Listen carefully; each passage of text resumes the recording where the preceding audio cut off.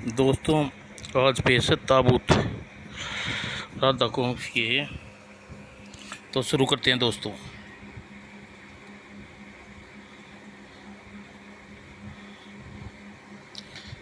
ताबूत। सेठ शेर सिंह की कोठी पर इस वक्त अंधेरे में पूरी तरह डूबी हुई थी। तभी अंधेरे में से एक साया दरबान के पीछे उभरा और फिर अंधेरे में तीन और साए प्रकट हुए और गूं। और अगले ही पल एक साए के हाथ में चाकू चमक उठा और वो दरबान की आत्मा परमात्मा से मिल गई। मर गया, चलो अंदर चले। और कोठी में अंदर प्रवेश कर गए। वे खिड़की खुली हुई है, चलो इसी से अंदर प्रवेश करते हैं। जरा संभल कर। इधर सेठ शेर सिंह आने वाले खतरे से अन्य भी गहरी नींद में सो रहा था। तभी शेर सिंह ने कमरे का दरवाज़ा बहुत धीरे से खुला। आवाज़ सुनकर शेर सिंह अचानक चौंक पड़ा। कौन है? और जैसे ही उसने बेड स्विच ऑन किया, कमरा रोशनी से भर उठा। कौन हो तुम लोग? तुम्हारी मौत सेठ। मेरी मौत? हाँ, तुम्हारे भांजे ने तेरी मौत की सुपारी हमें दी है। पूरे 40 लाख की सुपारी ली। हा हा हा हा। सुपारी बम्बैया की भाषा में किसी आपराधिक कार्य की किया जाए ठेका दिया सुपारी कहलाता है। नहीं विजय, मुझे धोखा नहीं दे सकता, ऐसा नहीं कर सकता। और जैसे ही उसने पलंग पर से उठना चाहा, उठता यहाँ है सेठ, यही तो, इसी पलंग पर तो मरना है। हा हा हा हा। और चारों मौत के प्रवान बन गए। सेठ दीनानाथ खड़े होकर जोर जोर से हंसने लगा। और कुछ ही देर बाद, कम वक्त के बाद, शेर सिंह स्वयं मर गया। चलो। कुछ देर वे सारे शेर सिंह की लाश को एक साथ कोठी से पीछे खड़े थे। चलो जल्दी, ये लाश डिग्गी में डाल दो। चलो, ताबूत तैयार करवा दिया है था न? हाँ, मैं खुद उसे ठिकाने पर रखवा कर आया था। 1 घंटे बाद सेठ सिंह की लाश को वे एक कमरे में रख कर उसके सामने खड़े थे। ताबूत पिछले कमरे में है, ले आओ। और ताबूत के आने के पश्चात उन्हें शेर सिंह की लाश उसमें डाल दी। जल्दी करो, अभी इसे दफन भी करना है।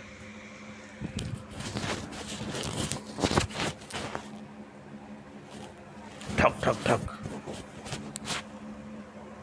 वो तत्पश्चात ताबूत को कार में रख दिया गया और कुछ देर बाद कार एक स्थान पर खड़ी हो थी। यहाँ तो चारों तरफ खेत ही खेत हैं। किसी को सपने में भी गुमान न होगा कि यहाँ लाश दफन हो सकती है। और तुरंत ही चारों फवाड़े से मिट्टी खोदने लगे।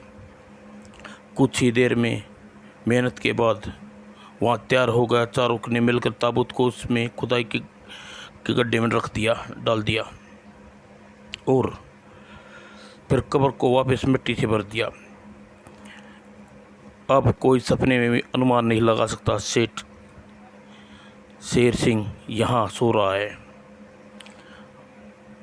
वहाँ से वे चारों सीधा शेर सिंह के भांजे के पास पहुँचे। काम हो गया तुम्हारा। मामा इस वक्त उस शैतान पर ढका हुआ है, जिसे ढूंढना अब हमारे लिए मुश्किल होगा। अब अपने मामा को करोड़पति की जायदाद का मालिक हो गया हूँ मैं। हा हा हा। अपने करोड़पति होने का जश्न बाद में मनाना सेठ, पहले हमारी फीस हमारे हवाले कर दो। अभी लो, ज़रूर अभी लो। गिन लो, पूरे 40 लाख रुपए हैं। लेकिन अपने वादे से मुताबिक तुम्हें कल ही यह शहर साल भर के लिए यहाँ शक्ल भी नहीं दिखानी। हमें याद है सेठ, वादा है, याद है सेठ, हम कल ही यह शहर छोड़ देंगे और 1 साल बाद जब हम वापस लौटेंगे तुम्हें, तो हम मवाली नहीं बल्कि और शरीफ नागरिक बन जाएंगे। हा। और अपने रुपये लेकर वे तीनों वहाँ से निकल चले। और 1 साल बाद सर, नई कॉलोनी के लिए यह सरकार ने यह जगह मंजूर की है। हाँ, और इस ज़मीन का मुआवजा करने आया हूँ, मुआयना करने आया हूँ। लेकिन बिल्कुल सही, इस शहर भी कोई ख़ास दूर नहीं है, बस अड्डा, रेलवे स्टेशन वगैरह सब तरफ काफ़ी सहूलियत हैं। बस फसल कटते ही यह ज़मीन एकाएक कर ली जाएगी और इसके स्थान पर कॉलोनी, एक गार्ड कॉलोनी, और फसल कटने के बाद सरकार ने वह ज़मीन किसानों से खरीद लीजिए। यह बस कॉलोनी का मुहूर्त कीजिए।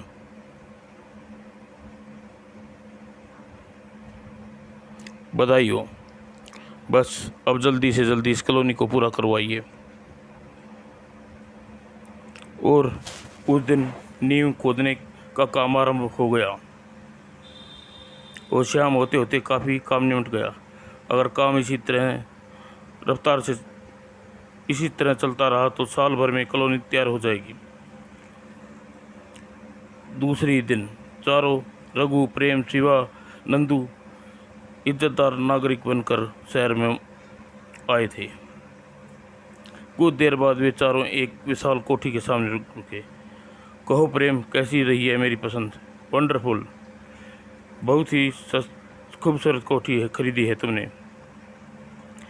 तुम तीनों के लिए भी ऐसी कोठियाँ खरीदी हैं, लेकिन आज की रात हम ही एक साथ बिताएंगे। साल भर बाद अपने शहर लौटे हैं, इसलिए जश्न मनाएंगे। और रात भर शिवा की कॉलोनी में जश्न मनाते रहे। और अगले दिन कॉलोनी का काम चालू हो गया और खुदाई करते एकाएक मजदूर के रुक गया। अरे, लगता है नीचे कोई खजाना दबा है। तुरंत ही उसके एक साथ मजदूर उसके पास आया। क्या बात है जीनू, बिरजू? अरे मेरे हाथ आ, जल्दी एक चीज़ दिखाता हूँ,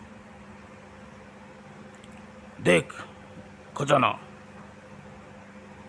शीश, किसी को कुछ न कहना, तुरंत ही हम एक ऊपर मिट्टी डाल दे, रात को चुपचाप आकर इस पेटी को निकाल लेंगे। तू ठीक कहता है बख्तू। और जल्द रात के अंधेरे में बिरजू तेजी से उस स्थान की ओर खोदने लगा जहाँ ताबूत रखा था। काफ़ी भारी पेटी है यार, माल अधिक होगा, ठहर अभी आता हूँ नीचे। फिर दोनों ने मिलकर ताबूत को बाहर निकाला। हप हप हप, पेटी निकालते निकालते सांस फूल गई। कुछ ही देर में निकालने के बाद दोनों मिलकर ताबूत उठाया और छिपते छिपाते अपने घर की तरफ चल पड़े।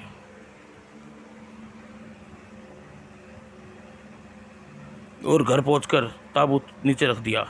अब जल्दी से इसे खोलने के लिए उत्तेजना के मारे मेरा बुरा हाल हो रहा है। उठाक उठाक, चल बिरजू, तू ढक्कन उठा इस पेटी का और दर्शन कर खजाने के। अच्छा। और जैसे ही बिरजू ने ढक्कन उठाया, ओह लाश, तभी छूं, और देखते देखते लाश का रूप बदलने लगा। है हा, बचाओ नहीं, ही हा, बदला बदला, हा। और फिर देखते ही लाश की आंखें में प्रेम का अक्स उभरा। और डालो मीनू डार्लिंग, आज नशा नहीं हो रहा। ये क्या हुआ? चीखी तुम? खून?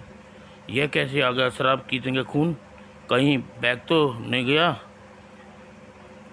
तभी एकाएक लाइट गुल हो गई और इसके साथ ही हवा तेज चलने लगी। अरे अरे, ये लाइट बंद हो कैसे हो गई? लगता है फ्यूज उड़ गया, कहता हुआ प्रेम जैसे ही बाहर की ओर, ओह कौन है तुम, कौन है? और उसी वक्त लाइट आ गई। कौन हो तुम, कौन हो? मुझे नहीं पहचाना? 1 साल पहले मेरा कत्ल करते समय तुमने पहचान लिया था।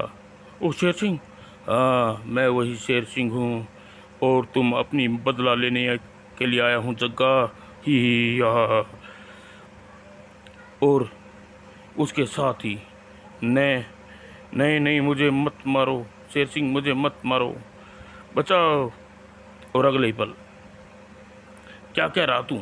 मैं सच कह रहा हूँ यार, गड़बड़। मैंने खुद प्रेम को पंखे से लटका देखा था, साथ ही मैंने एक लड़की को भी बेहोश देखा। वह लड़की कहाँ है? उसे अपने साथ लेके आया है, तुम खुद ही पूछ ले। और रघु तुरंत ही मीनू के अंदर बुला लिया। प्रेम को किसने मारा? वह तो कोई भूत लगता था, कहकर मीनू अपने बेहोश होने तक की सारी बात बता दी। और पूरी बात सुनकर सभी चौंक गई। ऐसा कैसे हो सकता है? अवश्य यह किसी भूत का मास्क लाया रखा होगा, ताकि प्रेम का कत्ल होते वक्त कोई उसकी असली शक्ल न देख पाया।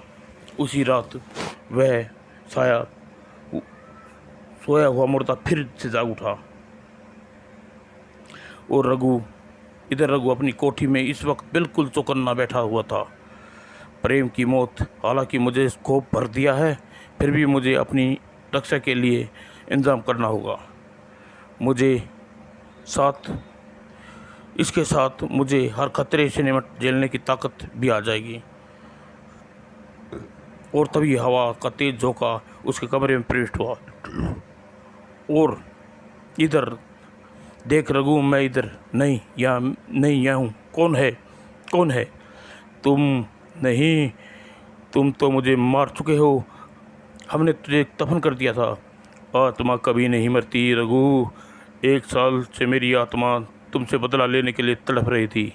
नहीं, तुम शेर सिंह नहीं हो सकते, अवश्य ही तुम बहरूपिये हो। हा हा हा, मेरे हुए को मारने की कोशिश कर रहा है रघु। हा हा हा, नहीं ऐसा नहीं हो सकता, मैं मरना नहीं चाहता। फटाक, आज तू बच नहीं पाएगा रघु। हा हा हा हा हा हा हा हा हा। और अगले ही पल रघु की लाश नंदू शिवा को पहुंच गई। अरे, रघु की लाश मर दिया। शिवा, ऐसा लगता है हत्यारा बहुत ही खतरनाक है, हमें तुरंत ही शहर छोड़कर भाग जाना चाहिए। तुम ठीक कहता है नंदू, रघु तथा प्रेम की हत्या ने मेरा दिल को खौफ भर दिया है।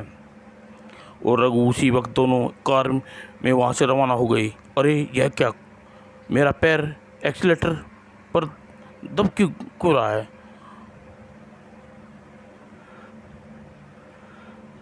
और धीरे धीरे चला शिवा, कहीं तू एक्सीडेंट ना कर दे। यार एक्सीलेटर का पाँव ही नहीं हटा रहा, परंतु जोर लगा रहा हूँ लेकिन हिल ही नहीं रहा। ओह, यह क्या, स्टीयरिंग समय घूम रहा है। बचाओ बचाओ, हा हा हा हा। और तभी अचानक हवा में उड़ने लगी। यह क्या, यह कार उड़ कैसे रही है? कौन है, कौन है? मुझे नहीं पहचाना शेर सिंह? नहीं नहीं, तुम्हारे दोनों साथियों को मैंने ही मारा है, और अब तुम्हारी बारी है। हा हा हा। और उसी के साथ उड़ती हुई कार गहरे पानी की तरफ बढ़ने लगी। और उधर शेर सिंह का भांजा विजय इस वक्त अपने बेडरूम में बेफिक्री से सो रहा था। तभी फ़ोन की घंटी बजी। ट्रिन ट्रिन ट्रिन ट्रिन। हेलो, सेठ विजय कुमार स्पीकिंग। क्या, कौन हो तुम? मैं तेरा मामा बोल रहा हूँ भांजे। बोलो। मैं तेरा मामा बोल रहा हूँ। उन चारों को अपनी मौत का बदला ले चुका हूँ। अब तुम्हारी बारी आ गई है। न जाने कौन हो तुम और क्या बकवास कर रहे हो। लगता है पुलिस कोई आदमी था, मुझसे उगलवाना चाहता था। अपने मामा का खून मैंने करवाया था।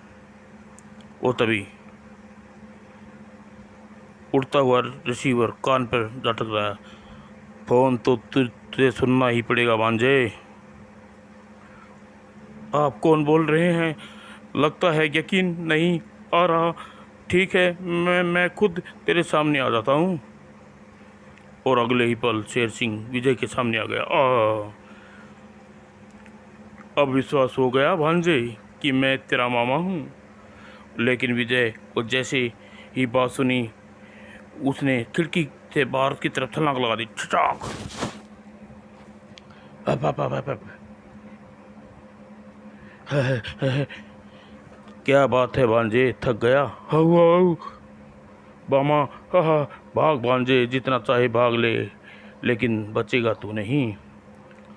लगता है तभी विजय हवा में उड़ने लगा। हाय हाँ, बचाओ, मुझे बचाओ। क्यों भांजे, मजा आ गया है? मुझे माफ कर दे मामा। धन के लालच में मुझे अंधा कर दिया था। क्यों, मौत से डर लग रहा है भांजे? हा हा हा हा। और विजय को लेकर शेर सिंह की आत्मा बाहर तथा बिरजू की कोठी पर आई। अब तू इसी ताबूत में बंद होगा और दबाऊंगा मैं। हा हा हा। और नहीं, मुझे माफ़ कर दे मामा, मुझे माफ़ कर दे। लेकिन शेर सिंह को जरा भी दया नहीं आई और ही हा हा हा हा धड़ाक, हा हा हा हा। और अगले ही पल उड़ता हुआ बाहर आ गया। ज्यों और फिर शेर सिंह प्रकट हुआ। Stock stock. और जैसे ही खड्डा तैयार हुआ, ताबूत खड्डे में जाने लगा। और ताबूत खड्डे में जाते ही पुन मिट्टी खड्डे में भरने लगी। हा हा हा हा। आज मेरा इंतकाम पूरा हुआ। आज मैं अपनी मौत का बदला लेने के लिए भटक रहा था। अब मुझे भटकने की जरूरत नहीं है। और इसी के साथ शेर सिंह की आत्मा आकाश में अनंत गहराइयों की तरफ उड़ती चली गई। दोस्तों, समाप्त।